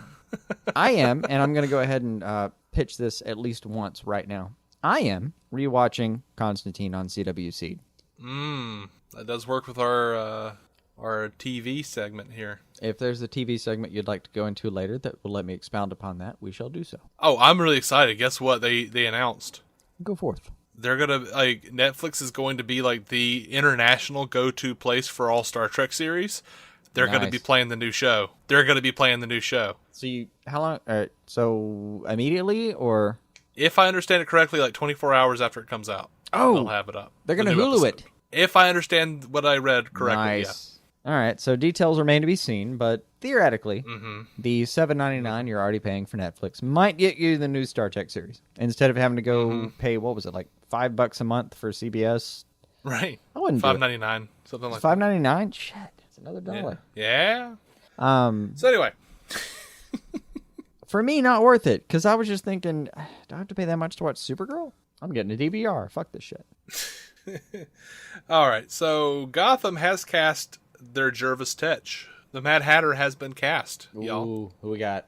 Benedict Samuel. I know not of him, and I will look him He up. played the Wolf in The Walking Dead. Oh. I do not know him because I don't watch that. Oh. Yeah, he was also in The Walk with Joseph Gordon-Levitt. He was in Australia's The Beautiful Lie. He was in Secret City, The Stanford Prison Experiment, Asthma, Home and Away. He's in a bunch of stuff. I see. Also, dude has great hair. So yes, let's absolutely let the guy with great hair put on a top hat and play Jervis Tetch. Sorry. Tetch. There's also been a Gotham poster that was released that has an owl mask, and above the owl mask it says, "All will be judged." It is a court after all, right? Right. What's funny is just a year ago when we started this podcast, they were like, well, maybe we could do the Court of Owls. Maybe someday. Oh, now they are just balls deep in it now. Yeah. Their taints are being tickled with owl feathers. Damn sure you need at least a vinegar and an oil to do that, but okay. Right. So Supergirl casting news that I'm really excited about. They've cast Snapper Carr. Yeah. I saw that. Who we got? They went with Ian Gomez. Now this guy is on Cougar Town. I don't know him from that guy. I know him. He's on as every damn thing. I know him as Javier on Felicity. And he was like my favorite character. He was like I can't remember if they actually ever outed him on the show, but he very much played it gay. Yeah. Boss of Felicity who works at the coffee shop. But he hit those comedic beats, man. He hit all the comedic beats, but he wasn't just like, I don't know, he wasn't just like token gay joke either. He was like, he had a lot of heart. He cared about those people on the show, and he like really portrayed that well. So he was always one of the highlights for me on Felicity. He actually knew how to play all the beats, the emotional beats that he needed. I am really happy that he's going to be Snapper Carr. Like for me, it was Drew Carey show. Okay. And then I found that it was also on the Norm show. I still need to go back and watch the Norm show. You do need to go back and watch the Norm show. As much as I love Norm Macdonald. You do. You have a very serious attraction to Norm Macdonald, which I cannot judge and would not, even if I could. He might. Yeah. I watch the man do anything, and I don't know why I haven't seen the Norm show. I don't know. If you're at the point where you think Dirty Work was a great movie, you'd need to go ahead and watch the Norm show. I do think Dirty Work was a great movie. I know you do. So just go ahead. I have been known on more than one occasion to sit down and watch Dirty Work and then follow it up with a viewing of Screwed. Of course you should. So yeah, I've seen bits and pieces of the Norm show and just laughed my ass off. It was the guy who ended. I'm just gonna say the guy who ended up being in one of the Law and Orders. Name unknown to me. I don't think he's the guy from Alf, but he looks like the guy from Alf, and I think he might be the guy from Alf. Okay. Don't judge me, people. Sorry. Balding guy. Some of you are going to know exactly what I'm talking about. And then I think it was Jackie from Roseanne. Mm-hmm. She was on the show. Like it was Norm, this guy, her, and that guy that were the main guys, main people. Okay. Fantastic, actually. Really, really funny stuff. And Wiener Dog. Lest we forget Wiener Dog. That's one of those phrases that Norm just likes. He named his dog Wiener Dog. I know, but when you go back into the 80s... Oh, and his actual stand-up? No, he thought the entire thing was hilarious, yeah. Yeah, like, he would talk about Wiener Dog. Yeah, Wiener Dog. Like, I think he just likes the phrase Wiener Dog. I think he does. He likes the idea of a Wiener Dog. Yeah. Anyway. He... in one episode, he strapped like a duster to the bottom of his wiener dog, so the wiener dog, while he was running around alone, could do some actual work. And yeah, his hardwood looked fantastic. Apparently. Oh, that's great. I did enjoy the show. A fancy aside, but yeah, the guy who was his best friend / social worker that actually gave a damn in that show was pretty great. Pretty much a straight guy in the show. I mean, that comedically.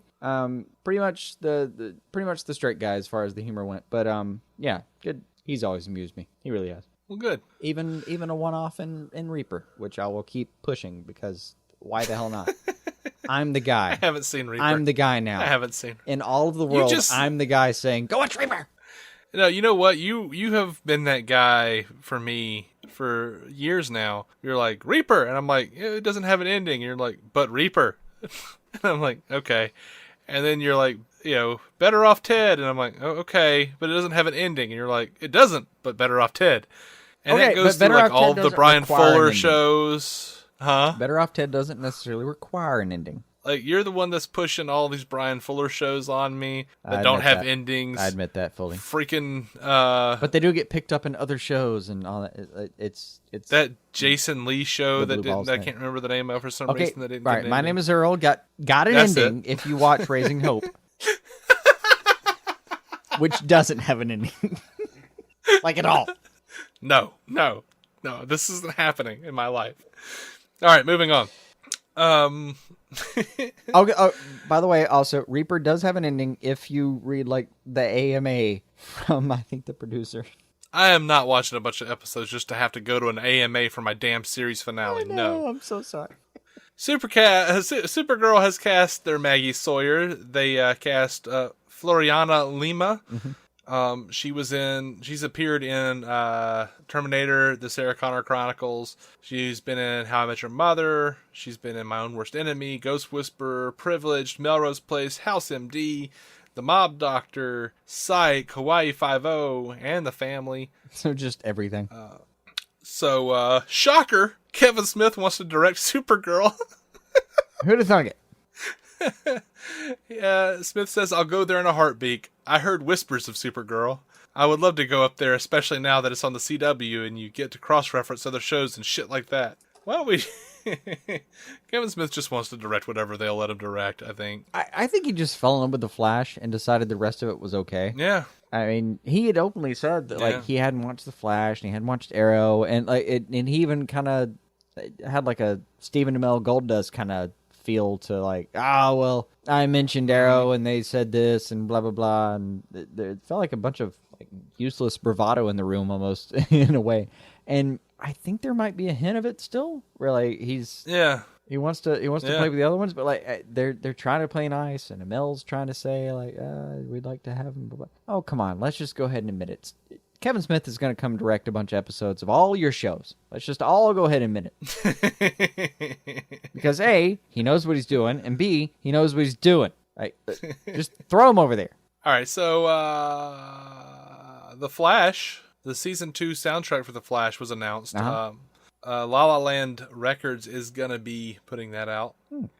Full of the wonderful Blake Neely music that graced our ears in season 2. They already have a season 1 edition out, so that'll be coming out later this month. Have you seen? Please tell me you have seen the badass pictures of Keenan Lonsdale as Kid Flash. I have, and I giggled.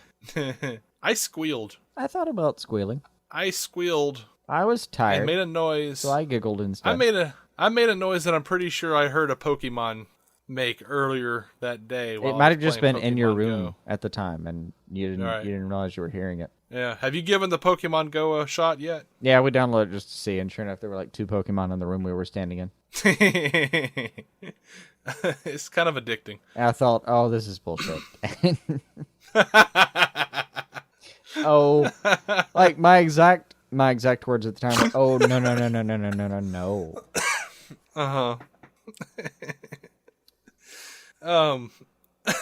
Gosh. By the way, that shit's gotten weird. People have been arrested for trespassing because they're searching for Pokemon. Yeah, no. Apparently, you can set up like beacons where there are Pokemon available to be found, and some enterprising young gentlemen were using that to mug people when they showed up looking for those Pokemon. This shit has gotten weird, guys.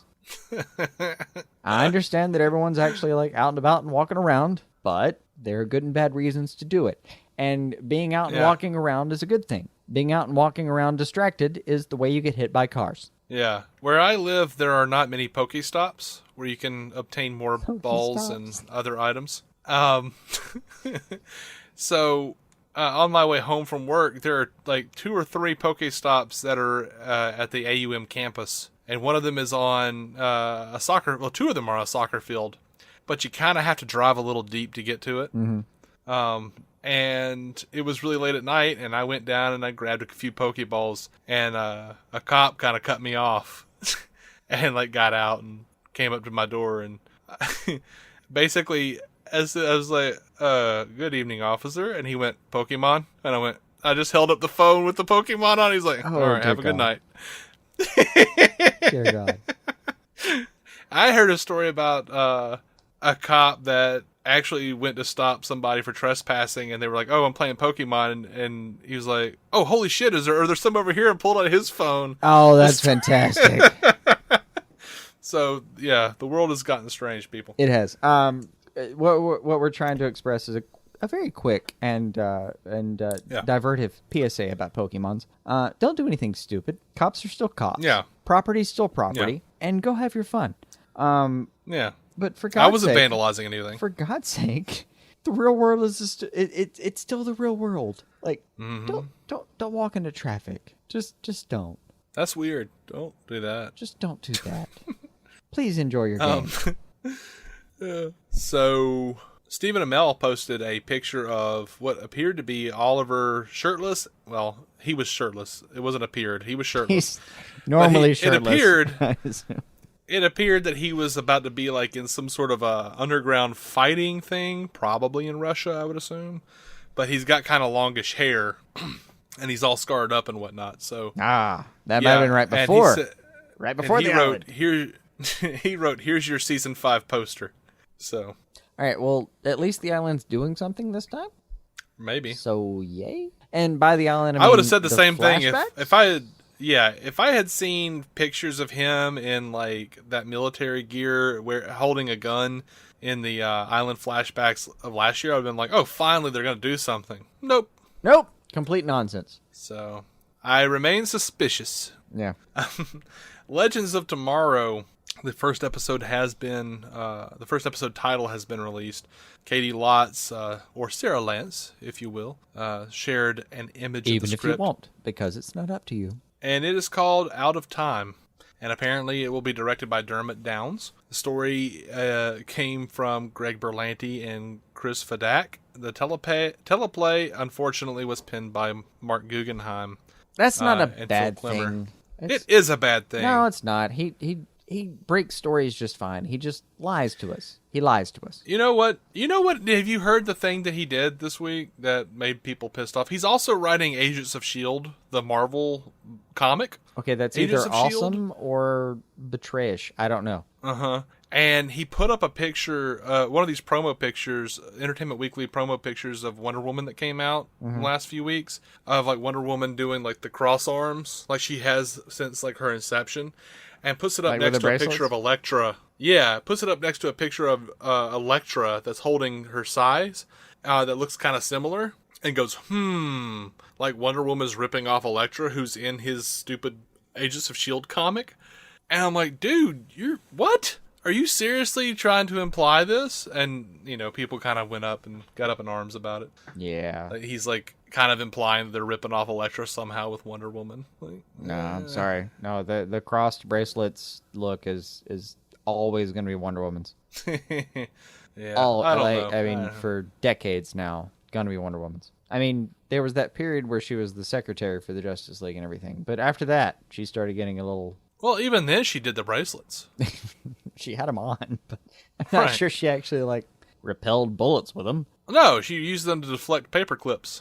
And you have to do that in an office. You can do that thing with a stapler where you open it straight up and, shoot it at people. Yeah. So, yeah, I don't know if he's trying, Guggenheim has tried to say that he wasn't really trying to do anything. I don't know. I don't believe him necessarily. I just generally don't believe anything he says, so Yeah, and Very roughly, this whole story means nothing to me because it basically culminates in whether I believe him on anything, and the answer is no. So right. So I'm gonna end out TV with some big rumors, and Bleeding Cool is the one that's claiming this stuff. thinking of where you're going. Bleeding Cool is saying that because they've got Maggie Sawyer, they're probably gonna bring on her lover, Batwoman.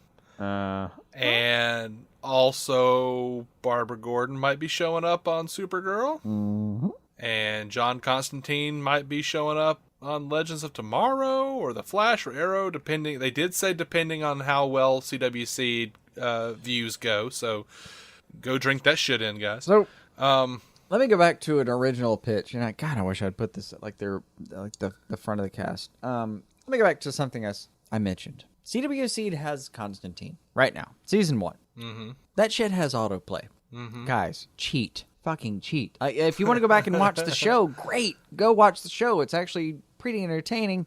We loved it. Cheat. At the very least, just help us. Like, I don't care if you, watched episode 1 and thought, oh, I hate this shit. I don't care. If you at least even were okay with Matt Ryan doing John Constantine, just hop on, hit play, and then, hell, you can hit mute. For most browsers these days, you can hit mute for even a tab. You can still continue to do your entire web surfing live. Just throw it on in the background. It will play all, 13, 14 episodes? 13, I think. I want to say 13. Yeah. You can just let all 13 episodes play, and they will get the numbers they need, and you will have voted at that point.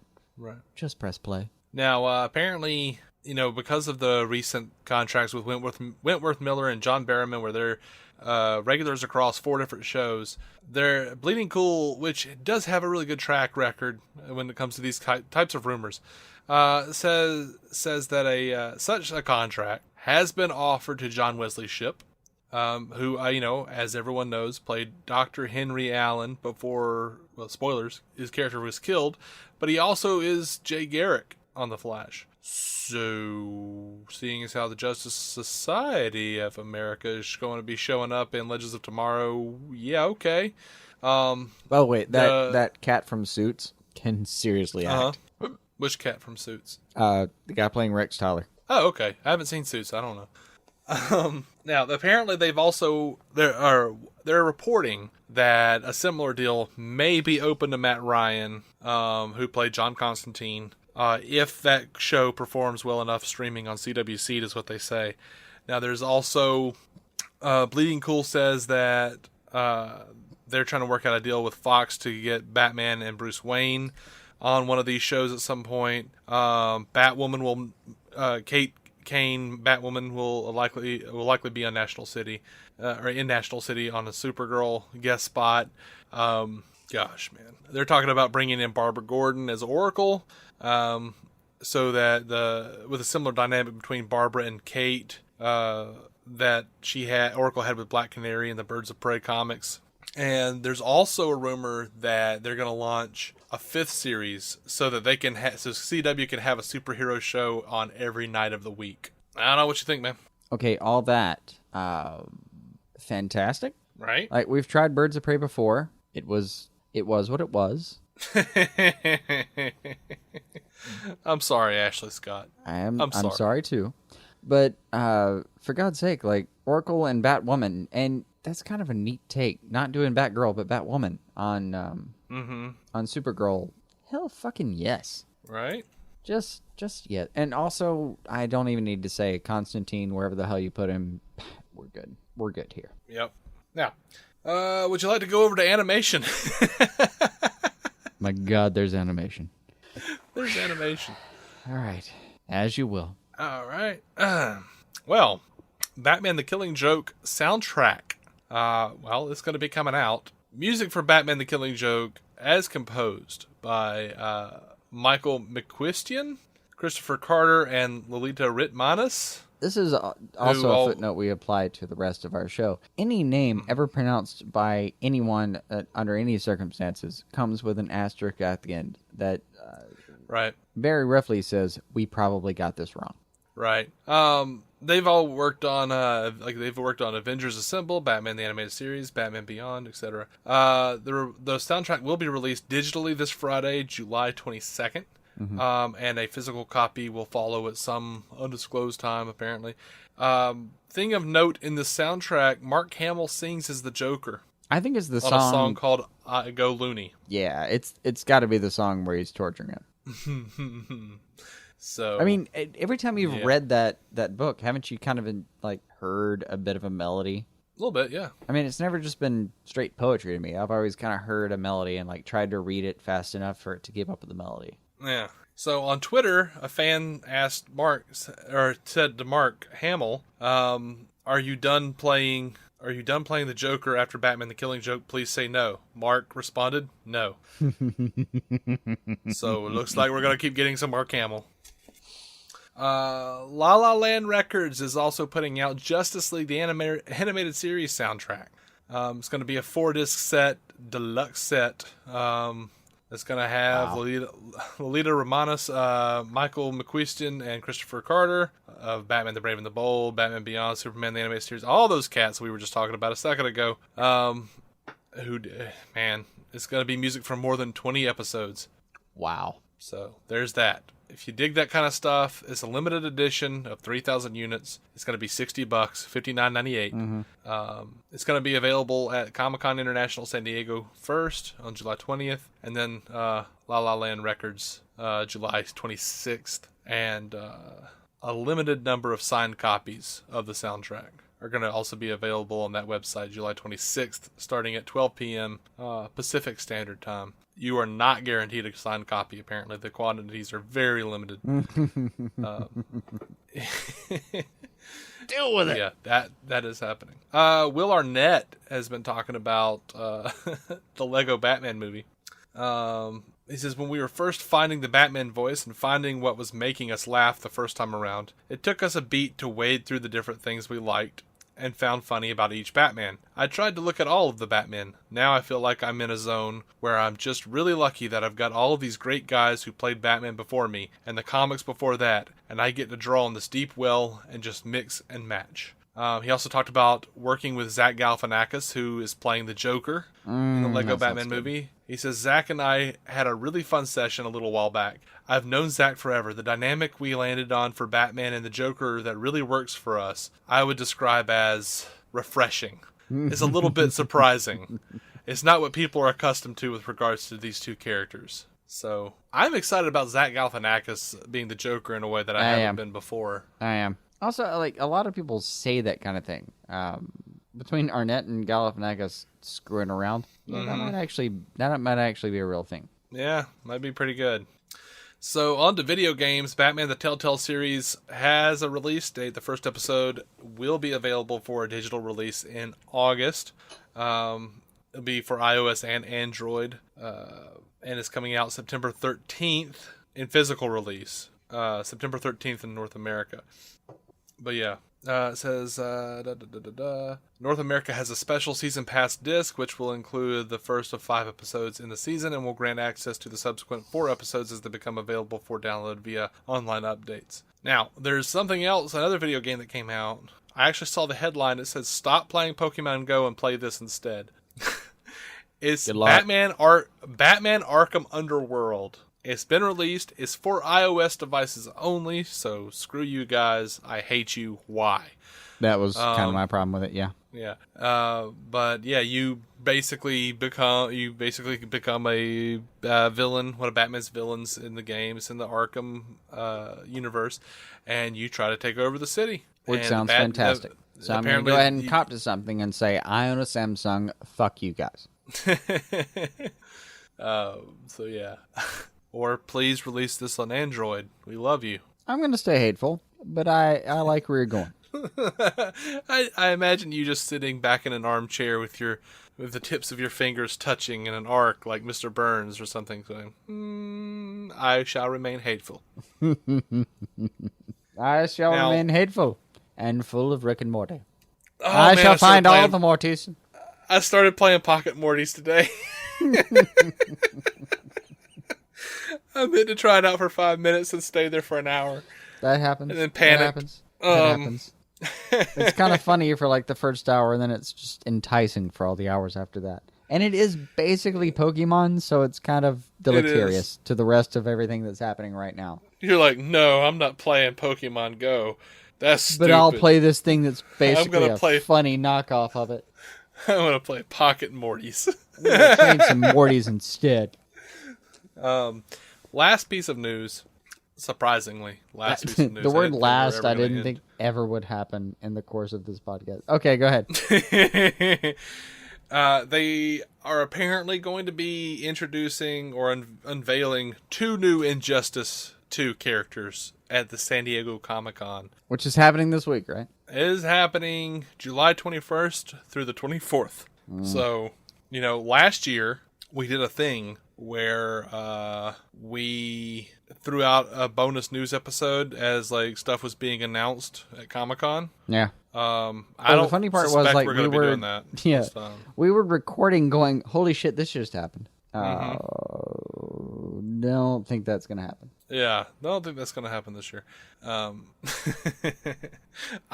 The case for not doing so being that I'm pretty sure our listeners didn't really care either way. Not necessarily. No. Also, like when we normally record the news, we'll have all of that wrapped up for you. So. We will talk about it, but there's gonna be a ton of SDCC.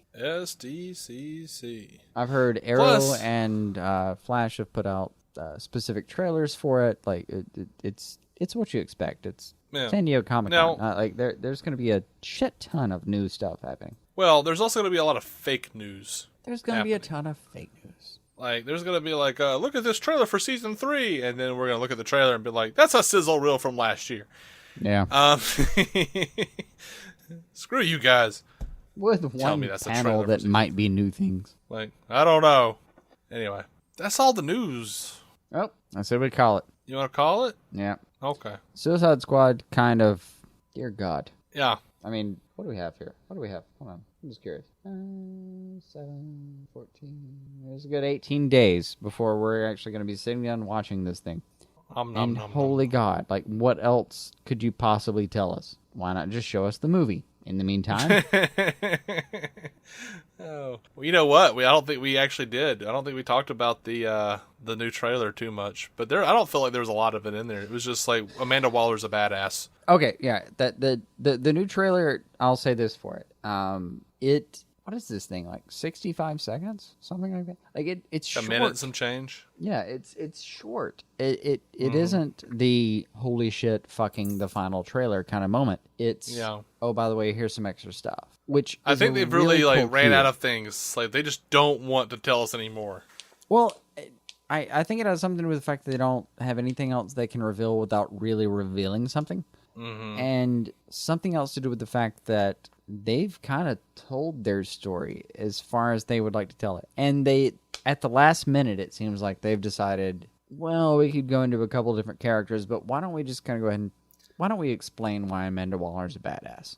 And this trailer gives you a damn good idea about why Amanda Waller's a badass. Like, Rick Flag, this consummate military professional, is stuttering in her presence. Stuttering. I don't know what she said to him, but he's afraid. I mean, he's like, cortisol level is up, serotonin level is down. He's not in good shape.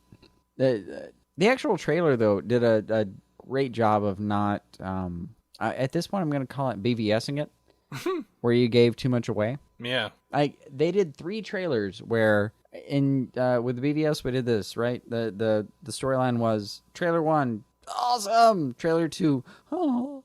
Trailer 3, oh, okay. All right, I guess. With Suicide Squad, it's just been like a series of accolades. I mean, trailer 1 and 2 were fantastic. And then trailer 3 is, oh, okay, cool. Would it be awful if, like, we're just like, okay, cool, they learned from their mistakes on the BVS with the trailers and everything, and oh my gosh, we still don't know anything that's going on, and then we see the movie, and it is actually as incomprehensible as everyone pretended Batman v Superman was?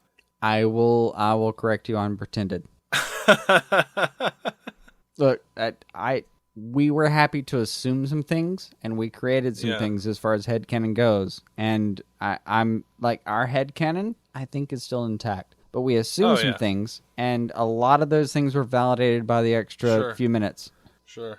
But, you know, but the movie did make more sense than it actually would have seemed to have made. It did, but, you know, I still think the theatrical cut was way more cogent than this critics pretended it was. I really do. I will agree with that sentence full throttle. Yeah. Anyway. But getting the ultimate cut, it's all out there. It's all out there. Just oh, how many times can I make this pitch? Just go watch the theatrical cut. Or I mean the ultimate cut, guys. Don't do theatrical. Please go watch the ultimate cut. Oh my God, there's a penguin flying this plane. And he's been drinking. Yeah. Wow, wow, wow, wow, wow. And then you can go watch the ultimate cut afterward. Somebody please message me if you got that reference. Please message us on Twitter at DC On Screen or Facebook at DC On Screen. Someone can validate Dave. Someone please validate me. Anyway. He doesn't need it, but God damn it would be great. It would feel good in my heart. So good. It would feel good in my heart where the blood started to clot. Anyway, guys, thank you so much for listening to this very long episode of DC On Screen. Which wasn't our fault. Not our fault at all. It's just that Suicide Squad decided to release everything in one goddamn day. So, you can find every episode of DC On Screen at dconscreen.com, including our big crossovers with Suicide Squad cast. Batman and Robin. Don't you want to hear them curse and us talk about Batman and Robin? And that movie deserved big crossover. Like, I was happy for them that they got to hop on our show and actually let loose, because that movie deserves cursing. And our big crossover with Scott Madison of the Next Time Comic Book Television Prediction Podcast. We had a great time with him talking about Superman 4, The Quest for Peace. We're just gluttons for punishment over here. We're a sucker for pain. Yeah. To bring in the Suicide Squad soundtrack song thing. Yeah. Suckers for pain. I watched Superman 4 a couple of times, and like, as a person, I degraded more each time.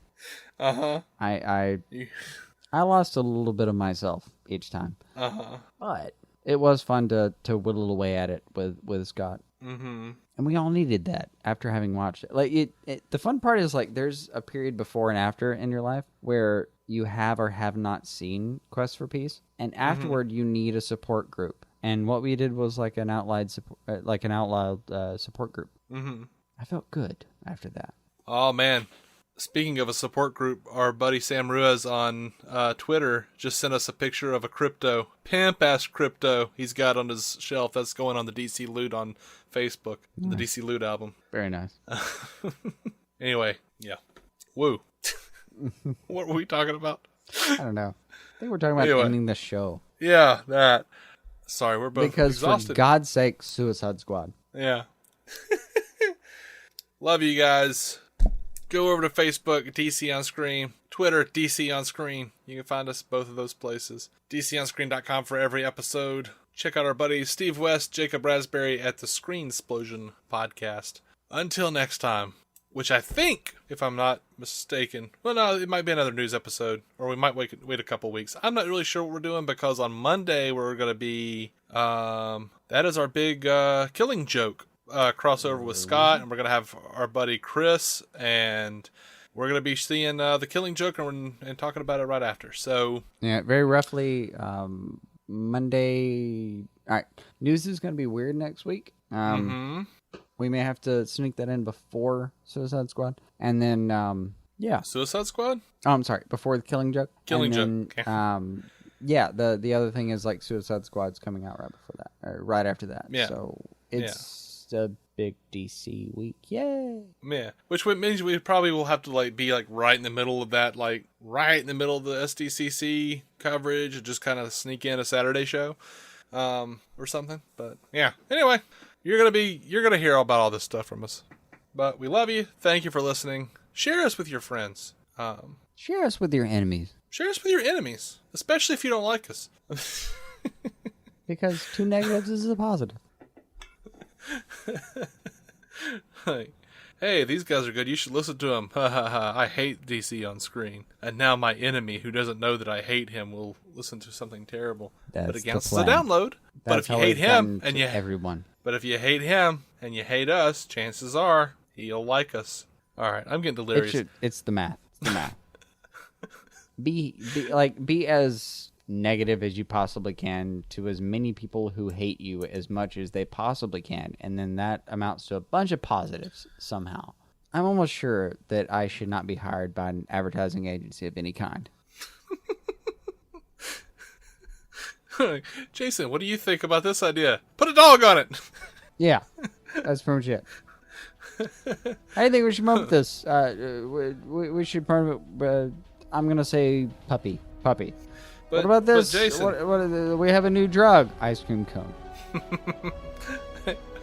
The stripping and being licked up by a puppy. Why do you like puppies so much? Puppy with an ice cream cone. That's my plan.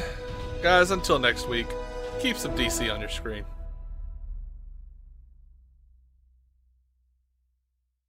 With the Lucky Land Slots, you can get lucky just about anywhere. This is your captain speaking. We've got clear runway and the weather's fine, but we're just going to circle up here a while and get lucky. No, nothing like that. It's just these cash prizes add up quick. So I suggest you sit back, keep your tray table upright, and start getting lucky. Play for free at LuckyLandSlots.com. Are you feeling lucky? No purchase necessary. Void where prohibited by law. 18+ terms and conditions apply. See website for details.